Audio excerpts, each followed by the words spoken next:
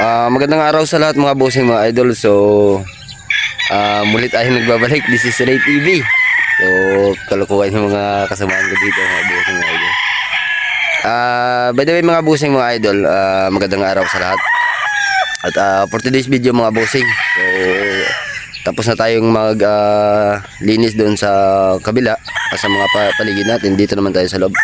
By the way mga bossing mga idol, sa mga solid followers ko dyan, sa mga subscribers ko, mga bossing, mag-ingat po tayo. Meron po tayong fake account na kinukuha yung ating mga video at ina-upload sa kanila mga bossing mga idol. So mga bossing mga idol, maging aware po tayo sa pagtransaksyon po mga bossing mga idol dito sa loob ng aming farm. Mas mabuting tumawag po kayo sa akin mga bossing mga idol. So tawagan niyo po ako sa aking Facebook account through Messenger, na magkausap po tayo mga bossing mga idol sa transaksyon na ganun. At saka mga bossing, hindi po kami tumatanggap ng mga down payment.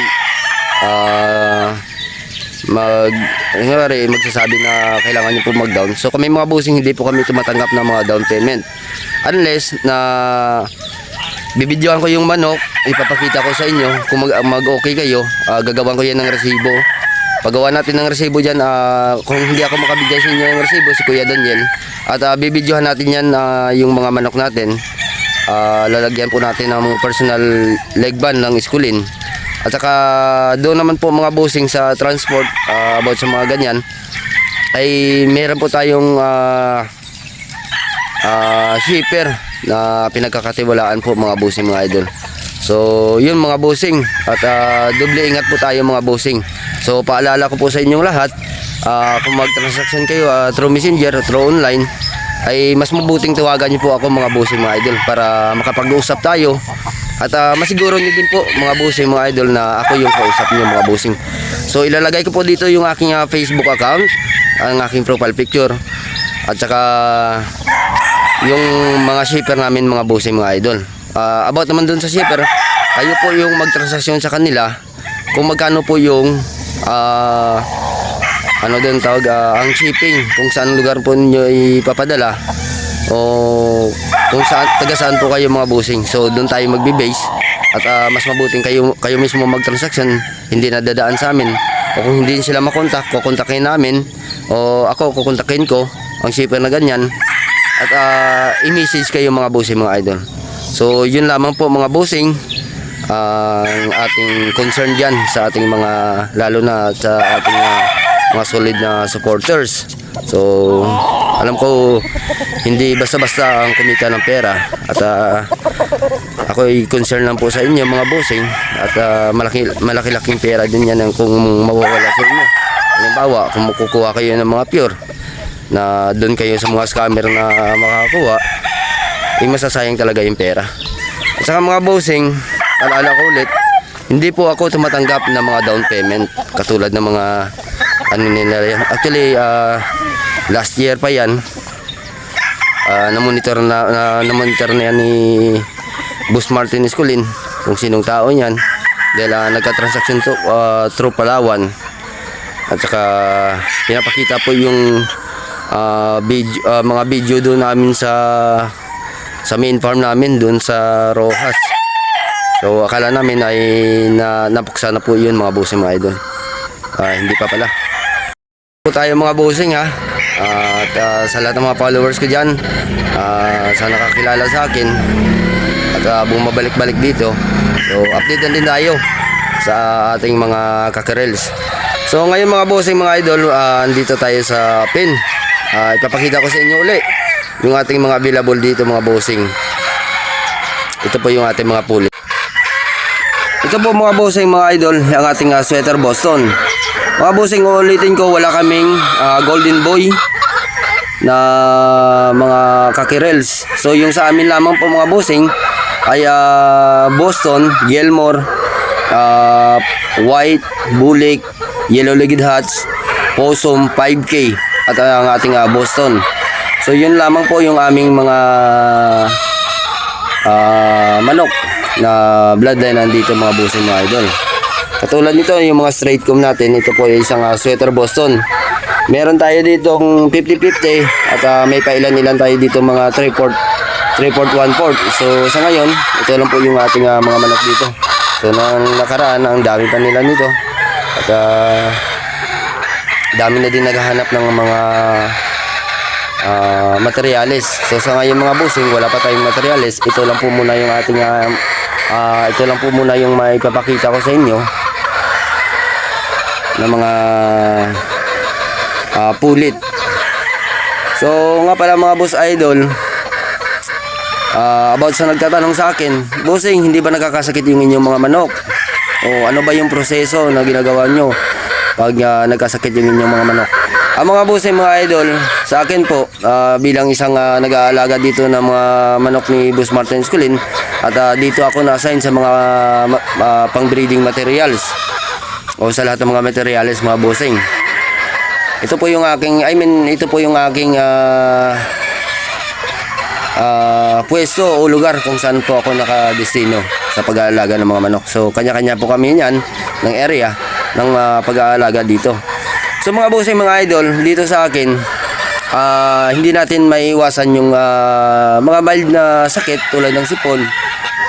Ganyan. Sa dami nila nito mga bossing, kailangan mo talaga dito ng oras. So ang ginagawa ko dito sa monitoring nila ay maaga pa po, gigising na ako ng alas 5. Dito na ako tumatambay bawat pin. So tumatambay ako diyan. At minumonitor natin sila kung mayroon kang makikita diyan na matamlay. Kukunin mo at titingnan kung bakit siya matamlay. Malalaman mo din po yung mga manok mga bossing mga idol kung meron silang sakit. So tulad nito ito ano na maaraw na So yung mga malalaman mo yan mga bossing kasi yung kanilang mga pakpak nakalaylay po yan mga bossing mga idol. At saka wala silang ganang kumain. At saka sa araw-araw mga bossing mga idol ay malalaman mo yan dahil nandyan ka nakadestino. So yan po yung ginagawa ko, gising ako ng alas 5 ng umaga. At yun nga, minomonitor ko sila. At saka ito yung mga number 1 po mga bossing mga idol, ito yung tubigan nila. So kailangan po yan mga bossing mga idol, yung tubigan nila, oras ng gabi yan, ilalabas mo sila yan mga bossing mga idol. Ilalabas mo sila yan. Kasi pag yan mga bossing, hindi natin nilabas, so dadapo sila dyan, yung ating mga manok, hindi po natin may iwasan na yung tubigan na yan ay hindi malalagyan ng kanilang dumi. Kasi nga nakadapo sila sa itaas. So once na madapuan yan mga bossing, lalo na kami po ay naglalagay araw-araw ng vitamins para sa ating mga alagang manok. So kung hindi natin malalabas yan mga bossing mga idol, magko-conflict yan, dyan po magko-cause ng bakterya. At saka po mga bossing mga idol, every week po nagde-disinfect ako dito sa ating mga pin. So tuwing linggo nagde-disinfect ako niyan. Ang gamit ko naman sa pag-disinfect ay Clorox. So yung Clorox na yung mga bossing, sa kalahating drum na malaki, 2 kutsarita lang yan ang nilalagay ko, tinutunaw ko. At saka lahat ng area ito mga bossing, katulad nito, may mga plastic sa itaas. Yan yung mga bubong na yan ay ini-sprayan ko mga bossing mga idol. So yun lamang po yung ginagawa ko diyan mga bossing. At paano naman po, ito naman ay isang magandang katanungan. So yung mga bossing, pag may makita ko diyan matatamlay, ginagawa ko diyan, kinukuha ko yan, siniseparate ko, pinapainom ko ng gamot. So within 5 days mga bossing, yun po yung gamutan ko, 5 days to 7 days ang aking gamutan dyan. So yung ginagamit ko, Premoxil, depende po sa kung anong sitwasyon nila na dumadapo sa kanilang sakit. Pero kung Premoxil lang, yung simpleng sipon lang, walang halak, Premoxil yung gamit ko dyan doon mga bossing mga idol. So yan, pag yan na mga bossing, ginagawa ko dyan 5 days, ginagawa kong 7 days, yun, stop na po ako dun sa gamutan na yan. So pag magaling na sila, ibabalik ko sila mga bossing dito sa ating pen area. So yun yung manok na yan mga bossing, kung hindi po kunwari hindi po sila gumaling sa aking gamutan na ganyan, ay kinakal ko po yan mga bossing mga idol. So kinakatay ko po yan ang ganyang manok kasi yung prior po natin dito is magiging healthy po yung ating mga manok na binebenta. So kung ibabalik uli natin yan, pagbalik natin dyan, pag nagkasipon uli o ginamot uli natin, gumaling, ibabalik uli natin. Pag nakuha po yan ng buyer mga bossing, so magfe-feedback po sa atin yan yung ating buyer. Sir, bakit nagkasakit yung manok, ganito ganyan. So sa amin ayaw naming sa ganyang sitwasyon mga bossing. So hanggang isang gamutan lang po ako mga bossing. Pag yan uli mga manok na yan na nagkasakit niyan, ay kinikal ko na po yan mga bossing. So paano naman malalaman kung yan po ba yung manok na yan ay ang tawag dito, nagkasakit na. So mga bossing,